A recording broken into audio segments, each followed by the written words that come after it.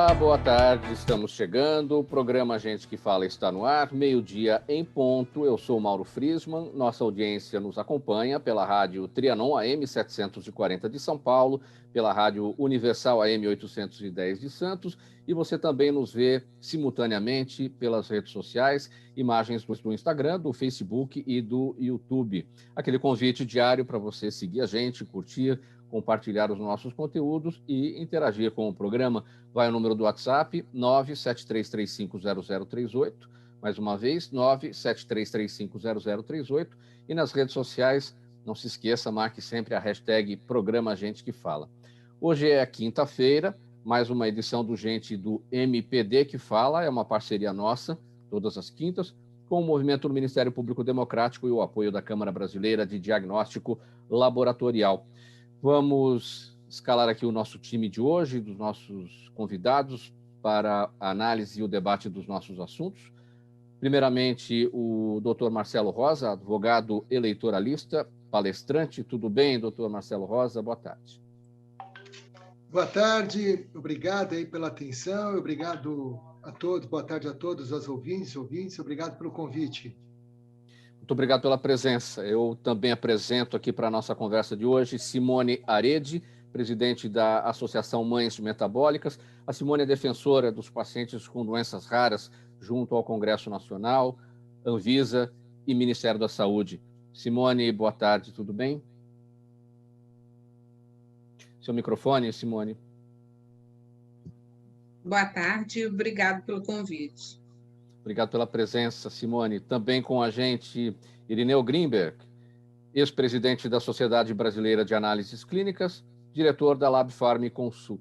Tudo bem, Irineu? Seja bem-vindo, muito boa tarde. Honrado pelo convite.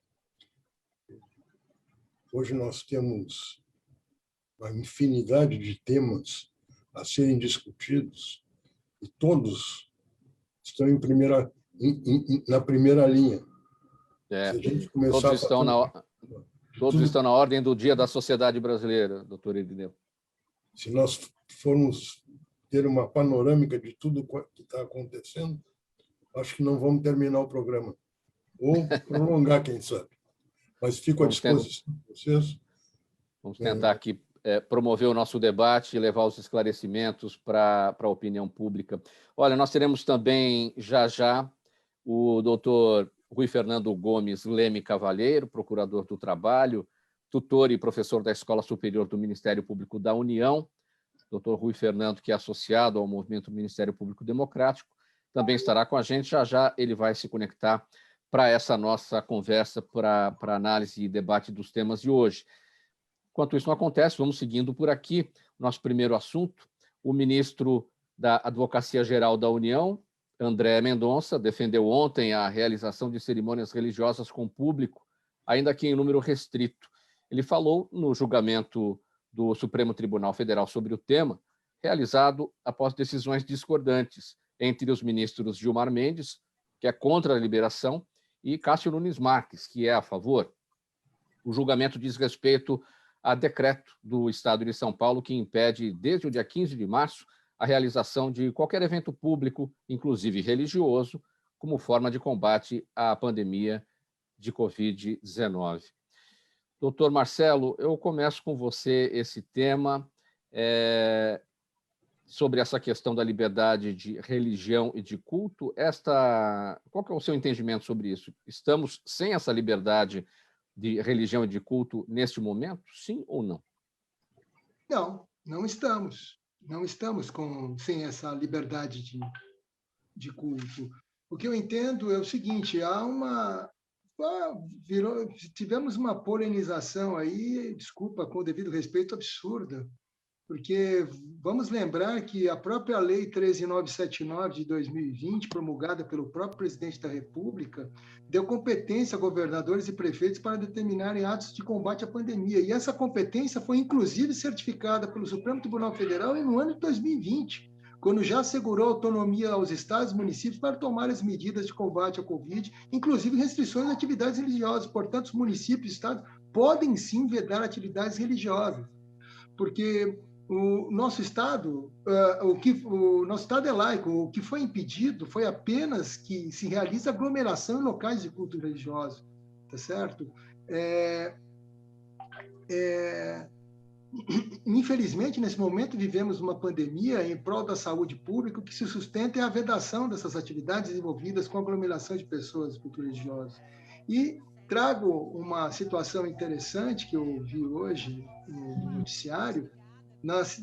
Sábado tivemos uma decisão liminar do ministro Cássio Nunes Marques. Na segunda-feira, tivemos uma outra decisão negando o liminar, que ontem, inclusive, foi apresentado em plenário o voto do ministro Gilmar Mendes, em sede de uma ação de descumprimento de preceito fundamental ajuizada pelo PSD, em face do decreto do Estado de São Paulo. Vejam bem, senhores. Hoje eu vi disso que se trata, né? Então, hoje eu vi uma notícia que familiares da prefeita de Bauru abriram o templo religioso dele para a realização de cultos no estado de São Paulo. E aí, nós vamos o seguinte, eles estão amparados em quê? Na liminar do Cássio Nunes Marques, que atendeu ao pedido da Associação dos Juristas Cristãos Evangélicos, ou... Anajuri. Anajuri, ou da liminar do senhor Gilmar Mendes, que é específica em face do decreto do Estado de São Paulo. Do Estado de São Paulo. Então, veja aí, temos essa total insegurança, onde, dentro dessa insegurança total, alguns querem pegar para si situação que melhor lhe convém, em detrimento do ser humano, do coletivo. Doutor Irineu, seu entendimento sobre esse aspecto levantado pelo doutor Marcelo, essa insegurança jurídica que se criou, sinais trocados, né, e que confundem, e aí cada um acaba tomando para si aquilo que mais lhe convier. Seu entendimento sobre isso? Eu só posso enxergar isso pelo lado de aglutinação pública. Não numa cerimônia religiosa, mas em qualquer situação onde exista perigo de contágio do coronavírus. Nós estamos recrudescendo em casos, está aumentando muito, e, na minha opinião pessoal, qualquer aglomeração é inconveniente e desnecessária. Então, como é que, no conjunto da obra, o ministro do STF, nomeado pelo presidente Bolsonaro,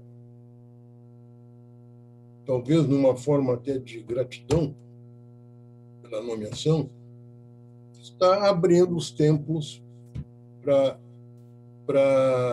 cerimônias religiosas. Acredito que serão abertos, nesse caso, para todas as religiões. Eu acho totalmente desaconselhável. E o ministro Gilmar Mendes, dentro da sua postura, que de governista não tem nada, vai vetar. E aí eu acredito que isso vá a plenário. Eu tenho certeza que vão proibir. Doutor Irineu, eu vou lhe pedir uma gentileza que suba um pouquinho a sua imagem para eliminar o teto aí da sua imagem, fica melhor para a visualização de quem está nos acompanhando pelas redes sociais. Enquanto isso, eu lhe faço outra pergunta. Tantas coisas que precisamos discutir em relação ao controle da pandemia, notadamente a questão das vacinas. Praticamente só temos a Coronavac, enfim, e a gente depende realmente da vacina, do uso de máscara, do isolamento social, o álcool gel, enfim, são essas ferramentas que temos na mão. Uma discussão com todo o respeito, evidentemente, à crença de cada um, mas uma discussão como essa pode parecer uma cortina de fumaça no meio dessa tempestade que está acontecendo? Não, qual a sua avaliação? O que nós estamos presenciando é uma realidade triste, Nós não temos vacinas para todos. Hoje eu estava acompanhando pela imprensa que a Butantan parou com a produção por falta de matéria-prima. As quantidades previstas não vão chegar. Outros produtores já tinham assumido compromissos com outros países que se adiantaram na aquisição das vacinas. Então, nós estamos correndo o risco de passar mais trabalho e termos mais casos, inclusive de maior agressividade em pessoas mais jovens, justamente aqueles que estão descumprindo as normas oficiais de não aglutinação, e está acontecendo a toda hora. Começou no Carnaval, começou antes, no Ano Novo, no Carnaval, na Páscoa, e aí os casos recrudescem, aumentam. E com isso nós não temos condições de segurar a doença. Essa é a verdade total. Já dá para se notar que é nas pessoas de mais idade, aqueles que já foram vacinados, o número de casos diminuiu sensivelmente. Sim. Mas vacinar todo o país é muito complicado. Simone Arede, o seu entendimento sobre esse debate no Supremo Tribunal Federal, nessa questão de liberdade de religião, liberdade de culto, quem está com a razão, qual que é o seu entendimento? Eu sempre vou falar como cidadã só, né? Porque não tem a qualificação que eles. Como cidadã, pai e uma pessoa temente a Deus, eu penso o seguinte: onde tiver duas pessoas e a gente se ajoelhar e pedir a Deus, Deus vai olhar por nós. Então, eu acho que não tem necessidade, nesse exato momento onde a gente vê que tem muita gente morrendo. Eu frequento igreja, eu conheço muita gente de igreja e tem muitas pessoas na igreja contaminadas, muitas pessoas, tá? E falecendo também. Nós temos já vários amigos que perderam a vida por igreja e eram religiosos mesmo. Então, eu penso que, nesse exato momento, podemos pedir para que todos, a família inteira, se ajoelhe dentro de casa, reze, peça a Deus para melhorar. Não precisamos ir à igreja nesse exato momento para fazer isso. Vamos fazer nossa família, né? E quando eu digo a nossa família, não é todo mundo, é minha mãe, meu pai, meu tio, meu irmão, não. Nossa família que eu digo é quem mora na mesma casa. Vamos ajoelhar, vamos pedir a Deus para que isso melhore, porque isso vai melhorar, isso vai ter um fim, né? Mas não precisa a gente estar na igreja junto com todo mundo e pedir essa melhora, né? Até uma questão de amor ao próximo. Quando eu não estou indo à igreja, nada, em nenhum lugar, tá? Por questões de amor ao próximo. Eu acho que está faltando muito isso, né? Nas pessoas. 12h13, você acompanha o programa Gente que Fala, edição de quinta-feira, gente do MPD que Fala, parceria nossa, sempre às quintas, com o movimento do Ministério Público Democrático e o apoio da Câmara Brasileira de Diagnóstico Laboratorial. Mais um assunto aqui para análise dos nossos convidados de hoje. Tramita no Senado Federal projeto de lei de autoria da senadora Mara Gabrilli, que torna obrigatória, durante a pandemia de Covid-19, a criação de planos emergenciais de proteção dos segmentos mais vulneráveis da população e proíbe a adoção de regras que permitam preteri-los em relação a outros pacientes. Segundo o texto, não podem ser adotados critérios de idade, expectativa de vida ou impedimentos de função e estrutura física, sensorial, intelectual ou mental do paciente para a ocupação de vagas em serviços ou equipamentos de saúde. Simone, o que chama atenção aqui neste tema, nesta nota, é a necessidade que temos de a elaboração de uma lei aqui por parte da senadora Mara Gabrilli para a proteção dos mais vulneráveis, porque é uma coisa óbvia a proteção dos mais vulneráveis, mas a gente precisa no Brasil ter uma lei para isso, e a senadora Mara Gabrilli se movimentou nesse sentido, para tornar obrigatória algumas questões, proibir outras, e mesmo se esse projeto passar no Congresso Nacional, pode chegar no Executivo e também não ser aplicado exatamente como está sendo proposto pela senadora. Seu entendimento? O que a gente tem visto, né, é que os estados, cada um fazendo lá da sua maneira, né, e colocando as pessoas na frente. Eu tenho um filho, né, que é incluído aí na doença rara, na pessoa com alguma comorbidade, e todas as pessoas que eu conheço que estão na mesma situação que eu, nós estamos passando por uma situação muito difícil, porque a gente não pode sair, a gente não pode fazer nada, porque nossos filhos correm um risco mesmo, né? Eles são vulneráveis, eles são a peça fraca disso aí, né? Agora, eu como mãe, eu nunca vou achar que por meu filho ser fraco, ele não tem direito a viver, né? Como todos eles. Então, ele tem o direito a tomar logo essa vacina, logo após os idosos tomar, né? Eu até entendo os idosos, mas logo em seguida tem que vir eles, porque essas famílias estão sofrendo muito. Também não sou a favor, tá? Do jeito que está sendo, que só o SUS pode aplicar a vacina. Eu acho que deveria estar na rede privada também essa vacina, porque existem muitas pessoas que podem pagar. Quem pode pagar pela vacina deveria estar pagando, porque o SUS é uma coisa linda, eu defendo demais o SUS, mas nesse exato momento nós estamos numa pandemia, não é uma coisa que a gente passa todo dia, né? E nós temos que proteger o máximo de pessoas possíveis. Então, se essa vacina tivesse na rede privada, muitas pessoas hoje, tá? Elas não estariam na fila e estariam entrando na frente do meu filho e de todas as outras pessoas com comorbidade, porque elas estariam ali na rede privada pagando. O SUS tem essa coisa de pagar para todo mundo, mas eu acho que deveria também ter essa questão aí de a vacina estar na rede privada, para que a gente entre logo na fila. E não era nem para existir uma lei, era uma coisa lógica, né? Que essas pessoas têm que ter um direito também, né? De entrar, se elas são pessoas de risco. Mas isso não está acontecendo. Mas, Simone, isso não quebraria, com a sua proposta, isso não quebraria o que a gente está vendo aí, a necessidade de priorizar os grupos mais vulneráveis, justamente os idosos, aqueles que têm as doenças, e você dá esse privilégio para quem tem dinheiro para comprar vacina nas clínicas particulares?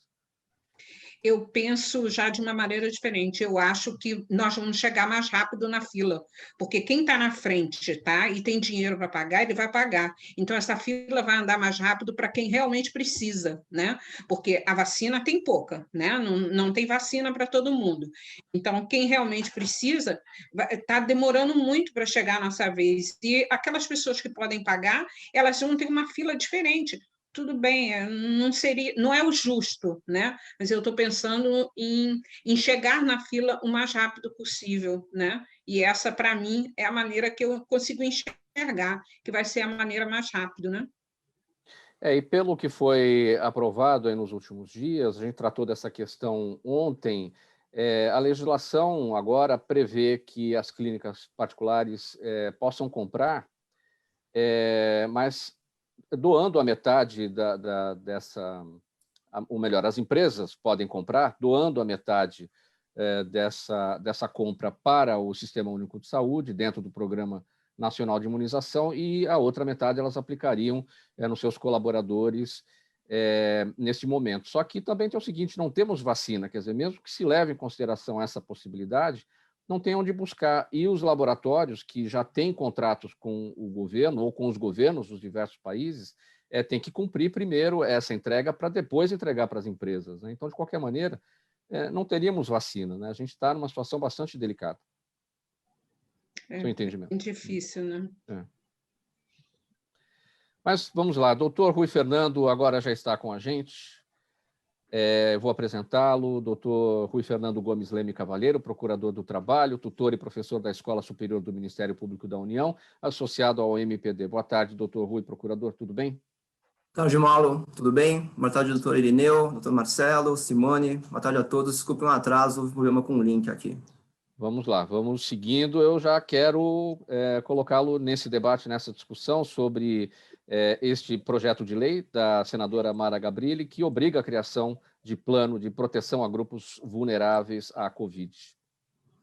Eu acho que a ideia é muito boa, como a Simone acabou pontuando, né? Porque a gente tem previsões no Estatuto do Idoso e no Estatuto da Pessoa com Deficiência de dar prioridade a esses grupos de pessoas.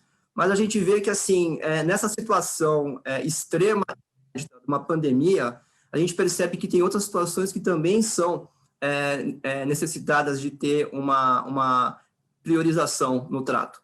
Então, nesse momento, me parece que é acertada a intenção dela, né? Lamento que tenha que ser pela via legislativa realmente, né? Porque parece que o Brasil ele tem essa síndrome legiferante de fazer lei em tudo, só que a gente também tem uma administração pública que é muito díspara, né? A gente tem vários estados e municípios que podem aplicar, eventualmente, esses critérios de modo diferente. Então, para fins de uniformização, eu acho que realmente esse é o remédio correto.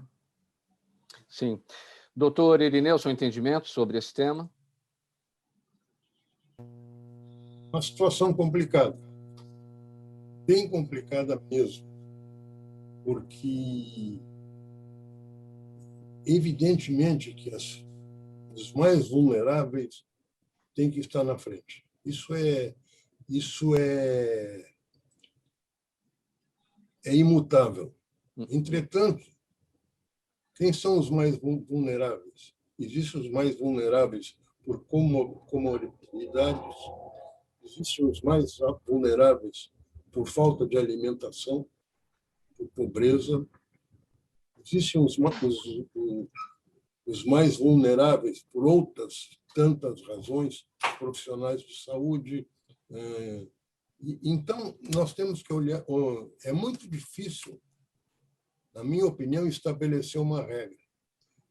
E acho também que, em tempos de pandemia, todos nós aqui, que estamos nessa sala extremamente agradável, todos nós vamos viver na nossa vida apenas uma situação de pandemia que é essa. E lá se sabe quando vai surgir outra. Possivelmente vai surgir. Mas nós não vamos pegar. Então, é uma situação tão rara, tão inaudita, que é necessário que todos os setores da sociedade sejam ouvidos e, fundamentalmente, atendidos. Não vai ser possível. E eu gostaria, inclusive, de dizer assim que eu fui, durante toda a minha vida útil, né? Não estou querendo dizer que agora é inútil, mas fui proprietário de laboratório de análises clínicas em Porto Alegre e sempre atendi pacientes encaminhados pelo SUS, com todos os problemas que o SUS tem. Mas agora, neste momento, o Sistema Único de Saúde do Brasil está dando um exemplo de galhardia nos seus atendimentos e a coisa está invertida. Tem pessoas que estão com a doença com convênios ditos de primeira linha que não estão conseguindo internação e estão apelando para o SUS. Sim. Seguindo aqui com o doutor Marcelo. Doutor Marcelo, seu entendimento sobre esse projeto de lei apresentado pela senadora Mara Gabrilli em defesa dos segmentos mais vulneráveis da população. Quer dizer, a ponto a gente ter que tratar essa questão com legislação. É lamentável ter que chegar a esse ponto de ter que fazer todo um processo legislativo para falar o óbvio, né? O óbvio, o amparo daquele vulnerável. A própria palavra diz o vulnerável, está em extrema situação, extremada. E eu pude dar uma olhada nesse projeto de lei da senadora Mara Gabrilli. Ela elenca aqui 10 incisos, ou seja, 10 situações de, no entender dela, de vulnerabilidade. E o que eu trago, aproveitando, já que já foi amplamente apontado pelos demais colegas debatedores, né, minutos atrás, mas eu vou aqui me pautar na justificativa, num ponto da justificativa da senadora, que ela diz assim, abro aspas, outro fator importante diz respeito ao fato de algumas pessoas com deficiências necessitarem de auxílio de terceiros, vou repetir, necessitarem de auxílio de terceiros para higiene pessoal, alimentação, atividade da vida diária, o que leva a enfrentar dificuldades críticas para o cumprimento do isolamento social recomendado pelas autoridades sanitárias. Enfatizei 2 vezes a situação de auxílio de terceiros. Então, aí nós temos uma outra figura do cuidador, que ele não está contemplado em nenhuma dessas situações, não está contemplado. Ah, mas você pode dizer, não, mas em clínicas de longa permanência, as pessoas que lá trabalham estão sendo vacinadas, mas o cuidador do idoso, o cuidador dessa pessoa que precisa de necessidade, com deficiência de locomoção, ou requer necessidades especiais, ele não está contemplado. E aí eu trago ainda, para complementar nesse debate, que lembremos a todos que em julho de 2019, o presidente da República ele vetou um projeto de lei da Câmara dos Deputados, o PL 1385 de 2007, que regulamentava a profissão de cuidador. Então, essa pessoa que cuida, seja ele de pessoa com deficiente, ou pessoa com vulnerabilidade, ou idoso, ele não está contemplado, está no verdadeiro limbo, ele não está contemplado nem nessa situação, e muito menos no Plano Nacional de Vacinação. Então, o que nós temos? As pessoas que precisam de auxílio de terceiros 24 horas por dia, então não existe um cuidador que trabalhe 24 horas por dia, pode ser cuidadores de turnos, esse cuidador não está sendo vacinado, muito embora essa pessoa vulnerável também ainda não se vacinou, então pode haver essa situação totalmente antagônica aí que temos que ponderar essa situação. Então, devíamos também incluir, já que está precisando de um projeto de lei para dizer que o vulnerável tem real participação e direito a acesso o mais rápido possível à tão sonhada vacinação, que também incluamos essa pessoa que trabalha diretamente, muito embora não tenha uma profissão reconhecida. E só para ponderar, eu digo, só finalizando, que no meu entendimento, devemos continuar com a situação da vacinação para a aquisição das vacinas pelo ente público, seja ele federal, estadual ou municipal, para que não tenhamos distorções. Tivemos aí, dias atrás, uma distorção absurda, que é o famoso jeitinho brasileiro ou o famoso jeitinho de tentar levar vantagem com o poder econômico, tentando comprar uma vacina que não existe, porque não tem vacina para vender. Pode aprovar a legislação aí que o privado vá comprar, mas comprar de quem? Quem tem para vender? Então, não podemos dar essa brecha, não, para que as pessoas que estão vulneráveis vão ficar muito mais vulneráveis, vão ficar lá aquém da fila, porque o que tem a capacidade financeira não vai medir esforço. Tivemos aí resultado aí, não só aquela questão ligado aos transportes, mas condomínio de luxo na cidade de Belo Horizonte. Então, essa, infelizmente, a nossa triste realidade da falta de cidadania e de civilidade do nosso povo, infelizmente. E fica aqui, a partir do seu relato, doutor Marcelo, a sugestão para a senadora Mara Gabrilli para a inclusão dos cuidadores que são vulneráveis, não estão nos grupos prioritários para o recebimento da vacina nesse momento e que estão aí no dia a dia lidando aí no trabalho com seus pacientes.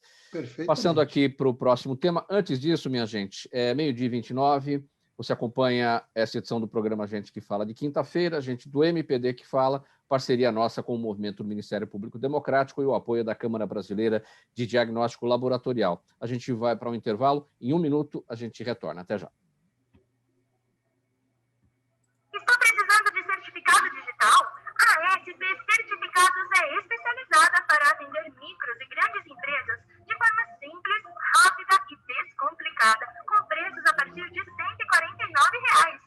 Localizada por toda a Grande São Paulo para estar junto de você, com o certificado digital ideal para a sua necessidade. Entre em contato conosco, telefone 11 3854 1144 ou acesse nosso site spcertificados.com.br. Toda ação estratégica de sucesso tem um componente fundamental, um instituto de pesquisas ético, rápido e preciso.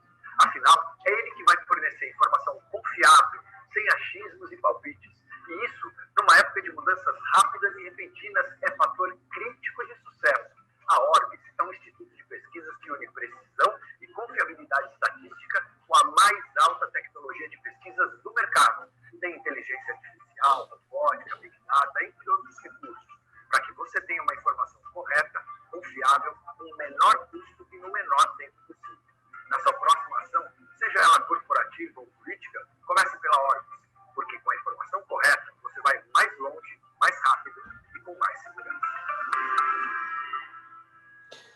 De volta com o programa Gente que Fala, edição de quinta-feira, gente do MPD que Fala, parceria nossa com o movimento do Ministério Público Democrático e o apoio da Câmara Brasileira de Diagnóstico Laboratorial. Você nos acompanha pela rádio Trianon AM 740 São Paulo, Universal AM 810 Santos e também pelas redes sociais. Mais um assunto por aqui. Segundo um guia interno elaborado pelo Ministério Público do Trabalho, os trabalhadores que se recusarem a tomar a vacina contra a Covid-19 sem justificativas médicas poderão ser demitidas por justa causa. E o MPT, o Ministério Público do Trabalho, orienta que as empresas invistam em conscientização e negociem com seus funcionários, mas afirma que a mera recusa individual à imunização não pode pôr em risco a saúde dos demais funcionários. Em 2020, o Supremo Tribunal Federal já tinha decidido que o Estado pode determinar aos cidadãos que se submetam compulsoriamente à vacinação contra doenças infecciosas. Doutor Rui, qual que é o limite entre a conscientização dos trabalhadores e a punição dos trabalhadores, no caso de recusa em relação à vacina da Covid-19? Mauro, a relação de trabalho é uma relação muito peculiar, né? O empregador, ele detém uma série de poderes sobre o trabalhador, ele consegue a sua subordinação jurídica, ele determina o que vai ser feito, como vai ser feito, qual vai ser a remuneração daquilo que foi feito, e também tem uma subordinação disciplinar, né? Essa disciplina, ela estabelece que vários comandos legais e regulamentares da empresa têm que ser seguidos sob pena de advertência, suspensão e até a demissão. Então, existe um poder do empregador de acabar punindo o empregado se ele não seguir normas, se ele tiver um comportamento de risco. E no Brasil, esse poder acaba sendo um poder sem limites, né? O Brasil acabou saindo da Convenção 158 da OIT, que é uma convenção que garantia a aplicação do artigo 7º, inciso 1 da Constituição, que é a garantia de emprego. O Brasil, antes da Constituição de 88, tinha uma garantia de emprego que o FGTS veio a substituir. E o FGTS também, hoje em dia, não funciona como impedimento a isso. Então, o empregador ele pode aplicar essas sanções aos empregados. O empregador também tem a obrigação de manter a segurança e a higiene dentro da empresa. E, para isso, ele deve seguir as normas que o Ministério do Trabalho, quer dizer, não existe mais, né, foi extinto, que o Ministério da Justiça estabelece. São normas de segurança para setores específicos e situações específicas. Isso, inclusive, é uma obrigação constitucional do empregador, uma obrigação legal também. O empregado deve seguir essas orientações. E a CLT fala claramente, se ele não seguir as orientações de saúde e segurança, está sujeito às penas de advertência, suspensão e a pena de demissão. Na visão do Ministério Público do Trabalho, o que acontece é o seguinte, uma pessoa que seja infectada numa empresa pode levar a infecção não apenas dos outros empregados, mas também dos clientes, das famílias dos outros empregados. Ou seja, uma pessoa é um foco de disseminação sem qualquer tipo de controle. Ainda mais com a variante atual que a gente tem no Brasil, que é a P.1, né? Então, o que se entende é o seguinte, a empresa tem que inserir nos seus planos de controle de saúde e segurança, que são o PCMSO, PPRA, etc., deve inserir as questões de vacinação e as questões de higiene, de proteção, distanciamento, etc., e o empregado que se recusar a seguir essas questões em geral, se recusar a fazer a higienização, a usar máscara, a ser vacinado, inclusive, está sujeito a levar as penalidades. Então, aqui, na verdade, é uma punição ao empregado, porque ele bota em risco não só a saúde dos outros empregados, é uma questão coletiva, mas bota em risco a saúde de todas aquelas pessoas que têm contato com eles. É uma questão difusa. Então, o Ministério Público meramente falou aquilo que a lei dá o direito ao empregador. Se o empregado se recusar, sem ter os motivos, se não tiver umas questões de saúde que têm que ser comprovadas, ele pode, sem dúvida, ser demitido. Isso, na verdade, é uma orientação ao empregador de que ele pode utilizar esse remédio extremo caso a conscientização, caso o planejamento e caso a sugestão e as penalidades anteriores, como a falta grave, a advertência e suspensão, não gerem os efeitos. Doutor Rui, já há casos de demissão por justa causa ou outro tipo de punição por empresas em relação a funcionários que se recusaram a tomar a vacina? Sim, existem casos individuais que a gente tem a notícia deles.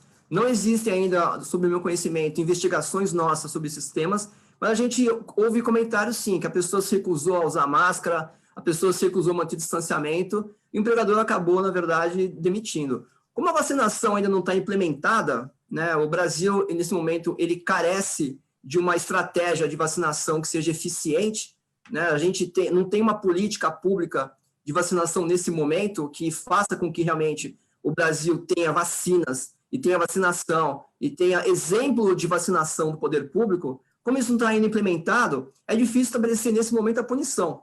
Mas imaginemos, né, numa expectativa bem otimista, que daqui a 4, 6 meses, daqui a 8 meses, a gente tenha já uma disseminação da vacinação que seja ao alcance no SUS, que é realmente o que eu acho que é o sistema ideal para aplicar as vacinas. Se isso tiver ao alcance, a pessoa ainda assim se negar a ser vacinada, sem dúvida o empregador pode, no seu dever de proteger os seus outros empregados, levar à demissão, caso sejam superadas essas tentativas de conscientização do empregado.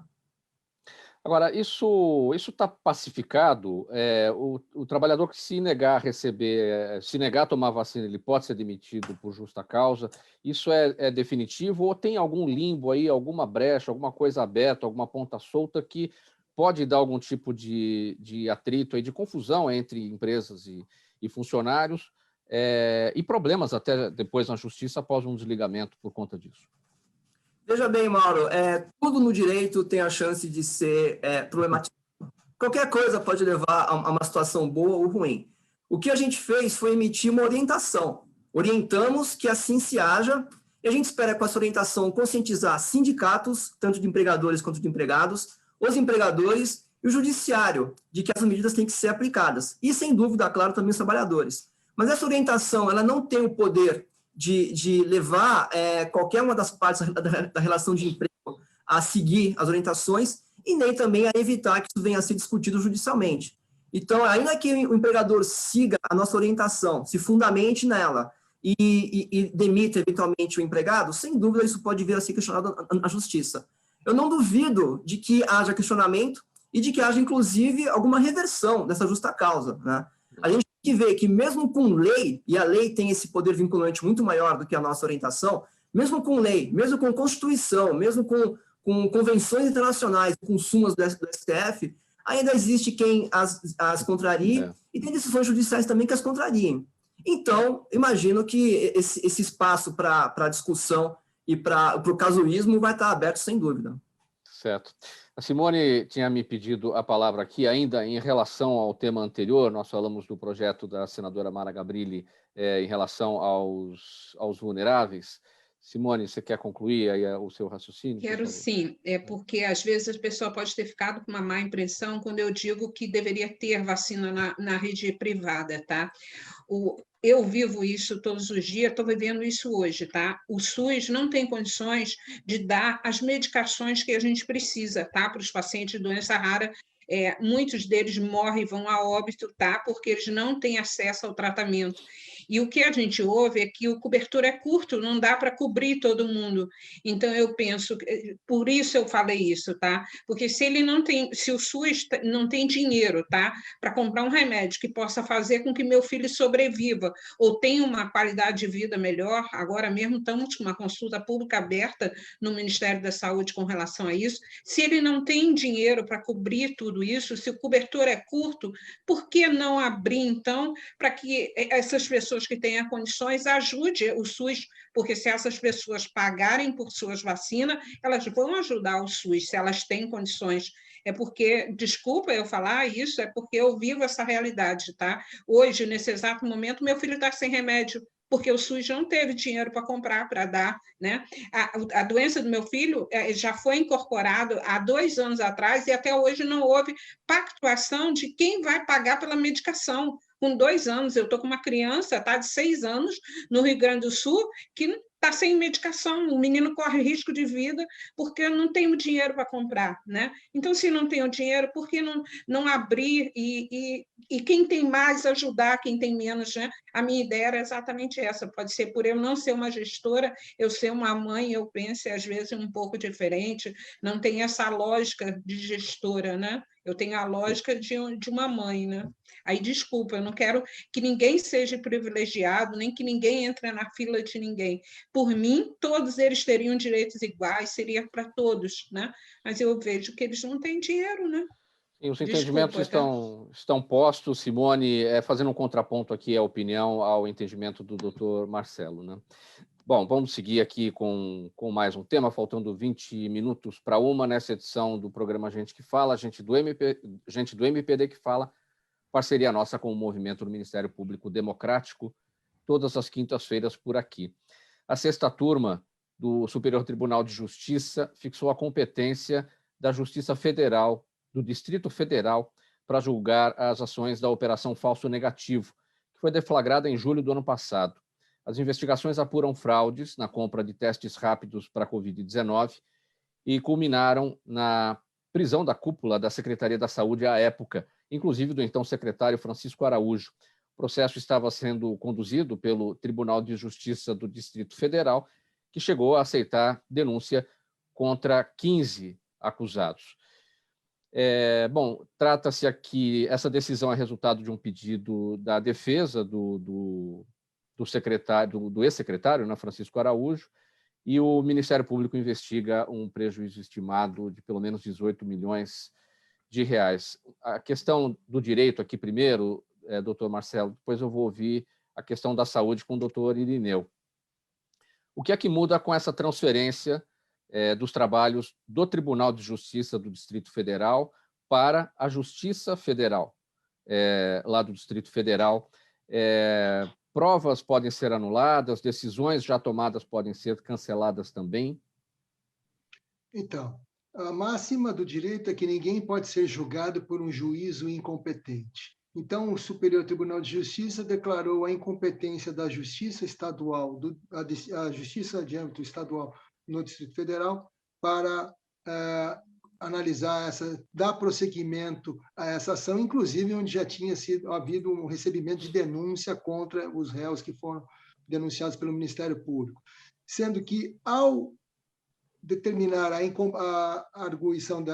aceitação dessa arguição da incompetência desse juízo, e com a determinação de que esse processo seja encaminhado para a Justiça Federal, tá certo? Porque estamos tratando de recursos federais e o próprio órgão fiscalizador de recursos federais é o Tribunal de Contas da União, ou seja, então, essa situação deveria estar sendo analisada e conduzida pela Justiça Federal do Distrito Federal. O que determinou o relator, o ministro Rogério Scheidt?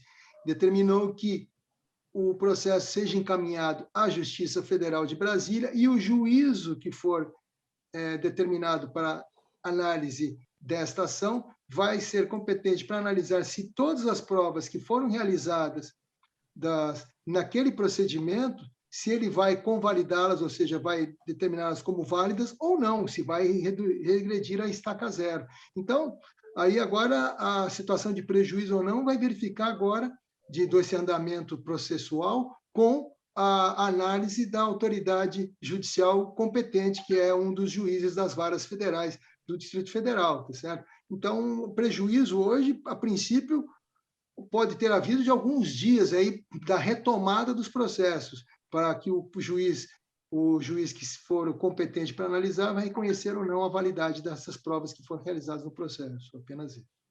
Sim. Agora, doutor Irineu Grimberg, a sua avaliação da perda para a saúde, para o dinheiro da saúde, para a saúde das pessoas, fraudes nas compras de testes rápidos para a Covid-19. É disso que se trata essa investigação iniciada em julho do ano passado, nessa operação falso negativo lá em Brasília. Eu preciso ser lembrado exatamente do que aconteceu, para depois eu dar minha opinião. Poderia me dar um resumo bem pequenininho do que aconteceu? Sim, deflagrada no ano passado, em julho do ano passado, a operação Falso Negativo, e essa operação investiga fraudes na compra de testes rápidos para a Covid-19, e na ocasião ocorreu a prisão da cúpula da Secretaria de Saúde, inclusive do então secretário de Saúde da época, lá no Distrito Federal, o Francisco Araújo. Esse processo estava sendo conduzido pelo Tribunal de Justiça do Distrito Federal, agora passou por uma questão de análise de competência, saiu do Tribunal de Justiça do Distrito Federal e passou para a competência da Justiça Federal do Distrito Federal. Mas a abordagem com o senhor, até pela sua atuação na área médica, essa questão é que a gente viu aqui e ali pipocar fraudes, aí em caso, né, compra de testes rápidos para a Covid-19. Já não basta a barbaridade que a gente está vivendo aí de falta de vacina, sinais trocados lá e cá, testes para a Covid-19, no meio disso tudo, em escândalos de corrupção e fraude. Certo. Nós temos que encarar isso em dois aspectos. Primeiro, se essa fraude foi financeira, pagaram muito mais do que valia ou botaram um overprice nos testes, é uma questão única e exclusivamente de justiça, desde que esses testes tenham sido liberados pela Anvisa. Então, isso eu só posso dizer, é um assalto ao Tesouro Nacional, ao Tesouro, Secretaria Municipal de Saúde do Distrito Federal. Mas eu quero olhar a coisa pelo outro lado. No momento que implodiu a pandemia para a Covid, viu-se que uma maneira muito fácil, muito boa, rápida e eficiente de se fazer um primeiro diagnóstico era através desses testes ditos rápidos. Esses testes entraram no país aos borbotões. Foram licenciadas marcas que a gente nunca ouviu falar e nunca mais vai ouvir falar também, que vieram da China, da Índia, do Paquistão e de mais algum outro país do Oriente. Testes da pior qualidade possível, que não passaram em nenhuma, não foram testados em nenhuma sessão de controle de qualidade laboratorial.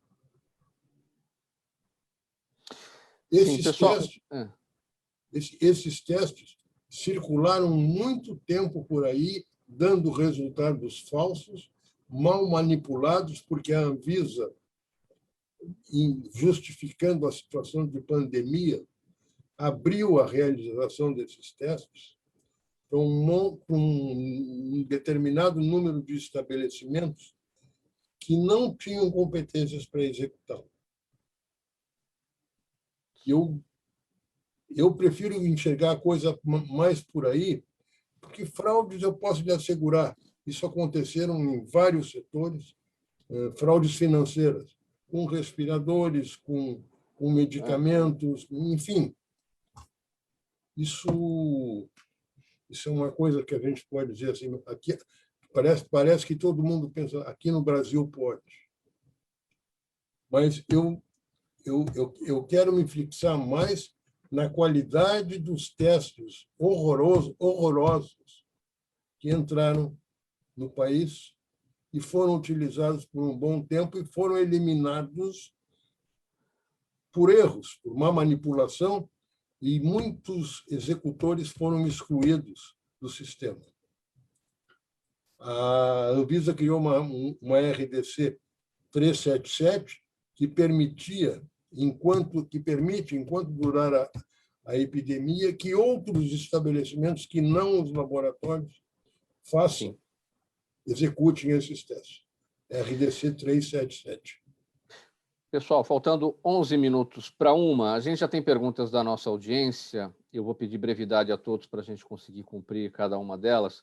O procurador Rui, o seu Jaime do Jardim Bonfilholi, todos os dias com a gente, ele participa aqui e pergunta o seguinte: a CLT vai precisar de mudanças e adaptações pós-pandemia? Não sei se tem mudanças específicas que tenham que ser feitas na CLT por conta disso, né? Eu temo muito essas mudanças nesse momento, porque a gente vem sofrendo aí desde 2016 várias mudanças negativas que acabam pressionando e prejudicando os trabalhadores e os sindicatos de trabalhadores, né? Não sei se alguma coisa boa vai ser feita nesse sentido, duvido que o seja com essa composição atual do Congresso Nacional.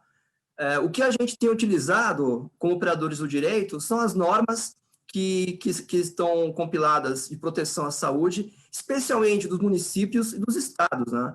Eu acho que eu ajuizei umas 20 ações sobre o coronavírus desde que ele começou a pandemia aqui, pedindo que empresas adotassem as proteções, e eu tive que utilizar a legislação municipal, porque a federal, infelizmente, era péssima, não tinha uma orientação da Anvisa, não tinha orientação do Ministério da Saúde. Eu tive que buscar normas internas do Ministério da Saúde, por exemplo, para conseguir fazer a proteção de pessoas com mais de 60 anos. Ou seja, a gente teve que fazer um compilado de normas de vários órgãos para conseguir fazer a proteção. Então, assim, existe essa proteção já em outras normas, né? Não acho que vai ser feita alguma mudança positiva, mas, infelizmente, em matéria de se prejudicar o trabalhador nesse país, tudo é possível. Então, eu não duvido que alguma coisa possa ser aventada, como já houve, inclusive, em forma de medida provisória, né? Simone, a Liliane Martins, nossa audiência no YouTube, pergunta se você tem estimativa, se existe uma estimativa do número de pacientes com doenças raras no Brasil.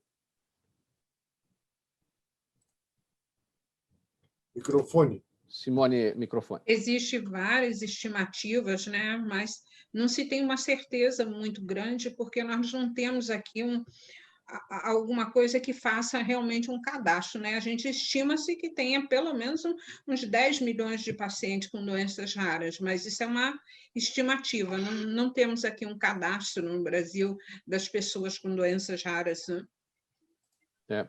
Como sempre, em muitas áreas, né, Simone, o Brasil deixando a desejar em relação aos seus problemas, né, e na falta de conhecimento dos seus problemas, fica difícil encontrar o remédio para a solução de cada um deles. Esse é o nosso fosso diário, né, de tentar achar soluções sem necessariamente conhecer o que é que está acontecendo. Não é verdade? Exato, exatamente. Doutor Marcelo, a Daniela Neves no Instagram pergunta o seguinte: na prática, a decisão da Câmara dos Deputados sobre a compra de vacinas incluiu os empresários ricos do país no grupo prioritário da vacinação? Pode ser, mas vão comprar de quem? Quem está para vender no mercado?